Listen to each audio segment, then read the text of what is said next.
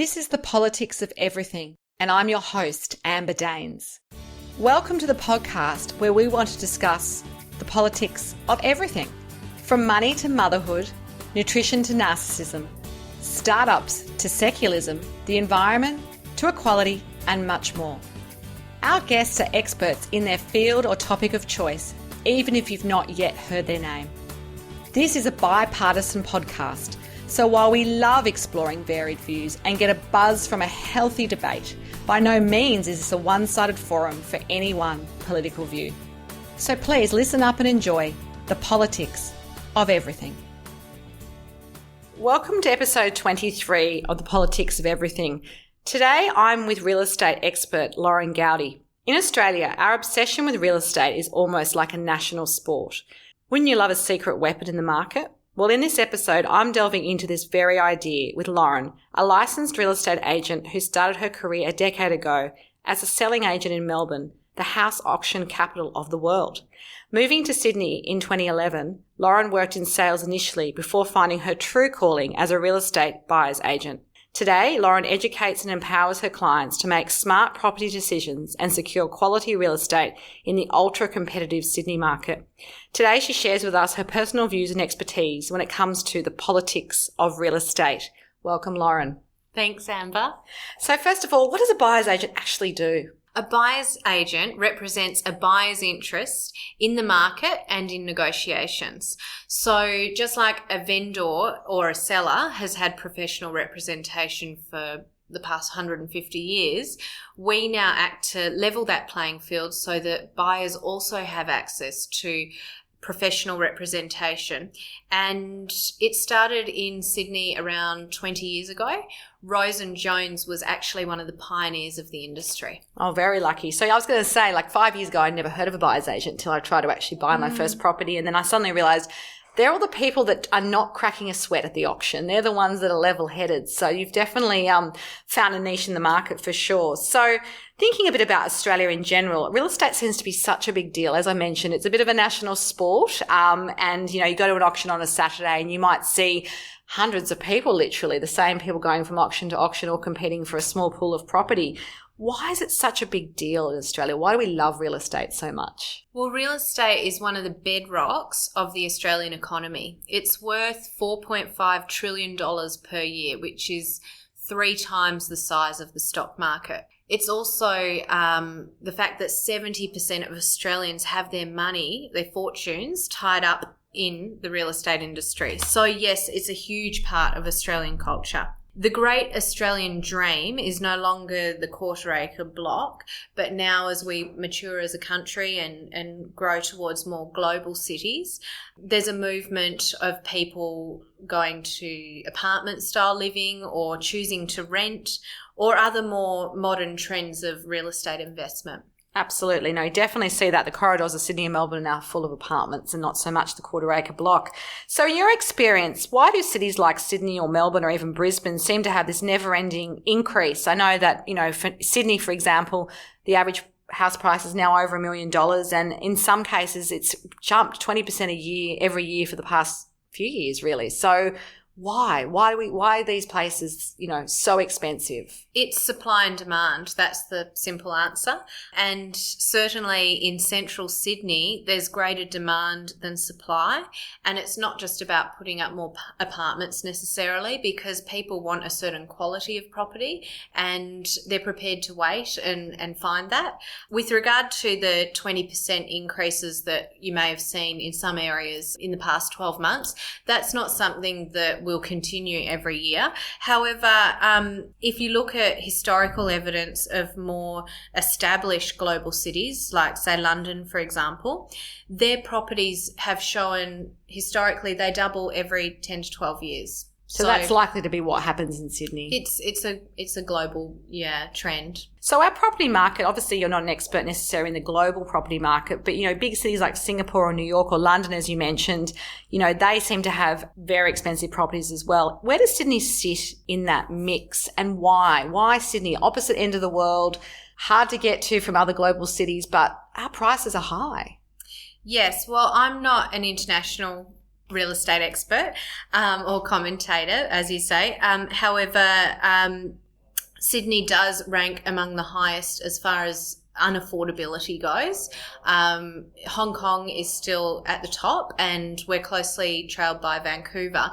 They are all financial hubs, global financial hubs, and you only have to look at the geography of particularly those three at the top, Hong Kong, Sydney and Vancouver, to work out that geography comes into it quite a bit.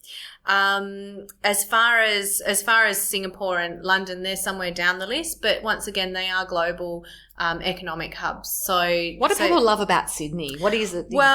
Ultimately, to answer that question, you only have to look around you, or otherwise remember what you did on the weekend, and that is the reason why Sydney is so desirable to so many people. So what are some of the common real estate mistakes that would-be buyers make? And as a buyer's agent, how do you guide them through that process so they try not to make those mistakes? Without having a crystal ball, obviously, to know everything the market will do, what are some of the things that you see people do regularly that you think, oh, wish I was there to hold their hand. I wish they'd engaged me? It's following trends or trying to outsmart themselves, trying to pick the bottom of the market, things like that. So in the past 12 months to 18 months, I've seen people who have sold their properties hoping to then pick the bottom of the market and then get a great value purchase and make money very quickly. That's a scary thing to try and pick. And generally, I say to people, if something seems too good to be true, it normally is too good to be true. So, be very thoughtful about what you do and think very deeply, plan for the future. Don't just plan to make money quickly. Make property a long-term goal and make sure it's tied into what your, objectives are for 10 years' time or 5 years' time rather than just right now. And are there any examples that come to mind when you think about any little example, tangible takeaway for the listeners around, maybe a common property error that people might make who haven't had the expertise that you bring to the table? Going to auction can be scary for some people, particularly if you don't know how to manage a really good auctioneer or how to manage your competition and engage with them as well. So yes, I've seen people who, for example, they didn't engage with me. They sort of started talking and decided, no, they wanted to do it on their own for a little bit and test how they go. So they went to auction for a property which was quoted at around, I think, 700. Knowing that block fairly well in that location, I anticipated it would probably sell in the 800s. There was also a recent sale of a renovated property in that block that sold for around 880. So I was fairly confident. Good benchmark. Yeah, absolutely. Anyway, they went to an auction. It was a highly competitive market because that sub 1 million is generally a lot of first home buyers as well as investors. It's a very broad buying pool. So a highly competitive auction, and lo and behold, they ended up paying well over 900 for this unrenovated property in this block. And at auction, right? At auction. They were really happy because they apparently won the auction, but when they told me the price, it made my eyes water just a little bit. So not that you can say that to someone once they've made, that decision. It's a huge mistake in some ways for some people, but I guess long term they're going to hang on to it. That's what I said to them. I said, look, you're going to hang on to it, just don't think about it. What else can you say?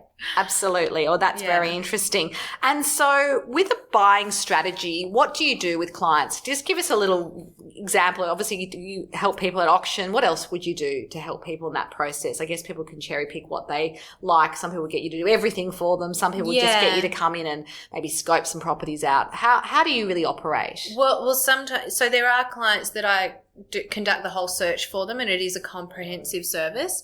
So that gives them access to off-market opportunities and that side of the market, which, to be honest, our transactions in recent times, let's say in 4 months, we did around $100 million worth of transactions, and 70% of that was off market. So if you don't have professional representation, you are actually missing out on a huge portion of the market. Perhaps 40 to 50% is all that you're seeing online in some cases, and that depends on price brackets as well.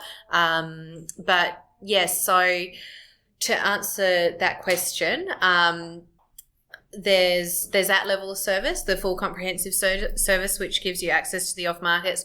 There's also evaluation and negotiations, where I just help clients when they bring a property to me, and it's the pointy end of the business, that the strategic planning, the calculations, and all of that side of things that they need assistance with. And then there's also people that simply want help at auction. So that's another level of service that we can offer, and that gives them that edge when it comes to the secret weapon I talk about. Absolutely. So you work with different types of property buyers, and some are obviously investors and some are owner occupiers.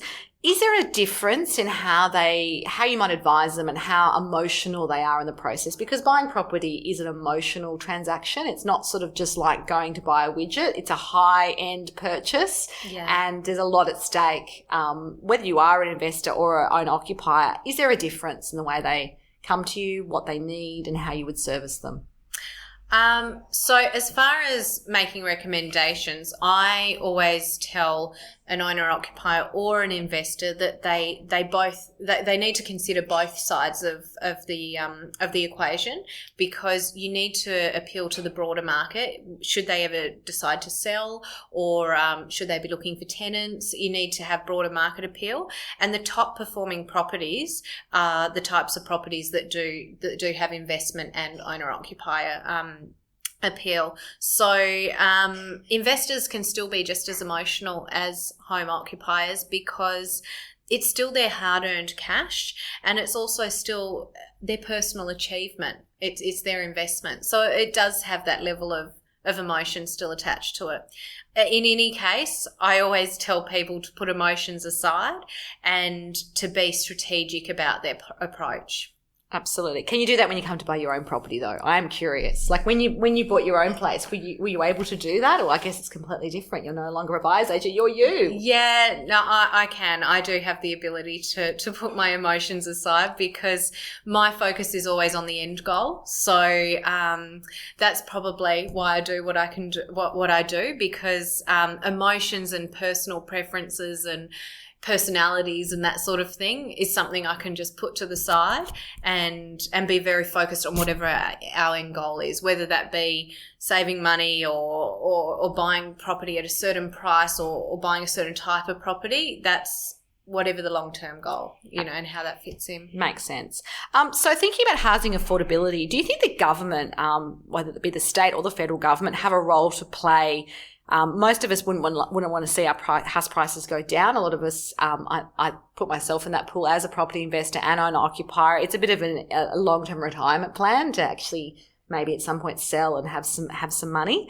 But housing affordability is one of the biggest issues that's facing a big city like Sydney and also in Melbourne as well. How can governments really help support making a city not become unaffordable? Because if it becomes unaffordable, we're only going to have a bunch of investors here and perhaps no interesting people like you or I. So what can governments do? Well, I 100% believe that the government has a huge role to play in housing affordability, because they have an enormous vested interest in the property market. It's a major source of revenue for them. So they will probably do what they can to protect it. What I think will happen is our tenancy or investment rate will increase to more that of a global city, which if you look at places like New York and London, it's generally around 35%, and slowly Sydney is moving closer to that figure. I think we're just over 30% now. So investment and owner-occupier sort of ratios will change and adjust, but that's just a sign of a maturing global city. So we may see more people choosing this term you may have heard of called rent-vestors. So people who decide to rent a property that they love and rent it in an area that they enjoy living, whilst they purchase a property that they can afford.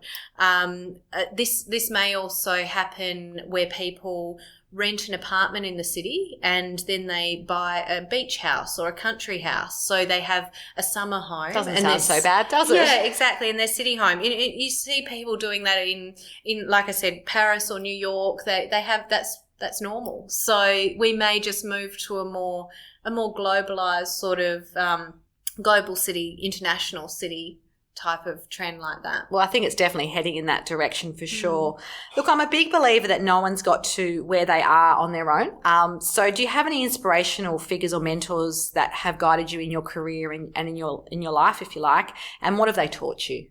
Yes, absolutely. I've been fortunate enough to work with some of the best real estate agents in the country. So tenacity is definitely a quality that they all show.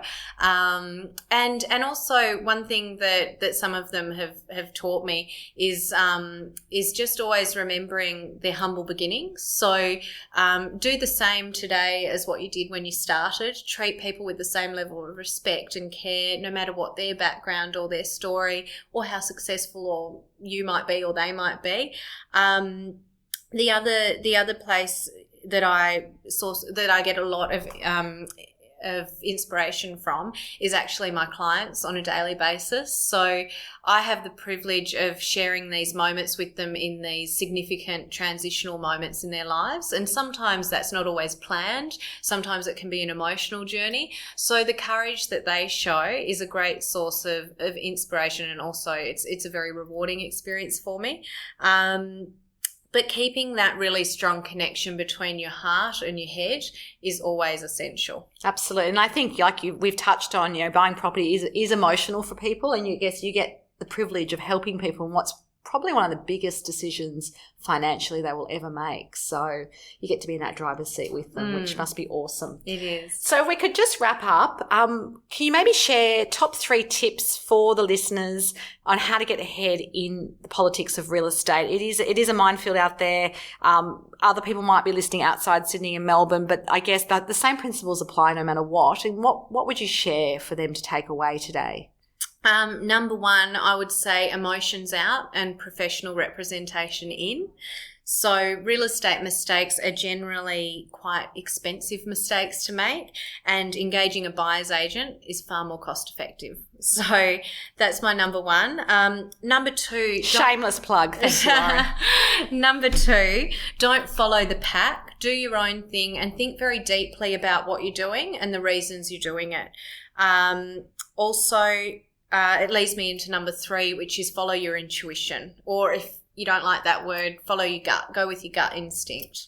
Absolutely. Well, thank you. It's been an absolute pleasure to have you on the Politics of Everything. If you'd like to connect further with Lauren Goudy from Rose & Jones, her details will be on our show notes. You've been listening to the Politics of Everything. Until next time, keep well. It's always an absolute pleasure to get so much encouraging feedback from listeners of the Politics of Everything. We're 23 episodes in, and that is a lot of guests who've given us their time, and a lot of people, thousands of people in fact, who have downloaded the podcast so far. If you do want to continue to receive lots of free advice and the insights we have, I really encourage you to get others to subscribe to the weekly show, either through iTunes or other platforms that I offer the program on. And do leave us a review. We love a review. Give us some stars. Let us know what you like and what we're doing really well so we can do more of it for you. I always really appreciate everyone who listens, because I know there's so much choice out there. So let us know what you're loving and what you're not, and we'll do our best to make it better for you. As always, take care. Thanks for listening today. If you've enjoyed the Politics of Everything, we thrive on feedback. So please add a short review and share the podcast with your network, your friends and family. I'm also always on the hunt for fabulous new guests. So if you've got a view to share and an idea how to get our listeners excited, please email me at amber@bespokecoms, that's BESPOKECOMMS.com.au, and we'll be sure to get back to you. Until next time.